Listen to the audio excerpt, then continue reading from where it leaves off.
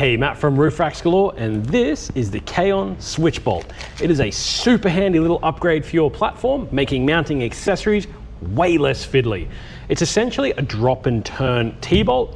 So gone are the days of needing to remove an accessory in order to mount another accessory. You simply just drop that into the channel, and with the standout feature on these specifically is Kaon's retainer clip. So all I need to do is drop the switch bolt into the channel, turn it sideways, put the retainer clip over the top, and that's going to mount flush with the channel, so it's not going to interfere with mounting my accessory, but it is going to guarantee that that switch bolt is fully turned in the channel, and it's also going to stop it from turning back out while I'm tightening it. What an awesome little innovation from Kaon there. They're sold as a 4-pack, so you get the 4 switch bolts, the 4 washers, and the 4 nylock nuts, as well as the 4 retainer clips as well mentioned earlier. They're an M8 thread, black, corrosion resistant, and made of 304 stainless steel, so they're super strong, they're gonna last, and they're gonna make sure that your accessories stay on the roof. And so that is the Kaon SwitchBolt.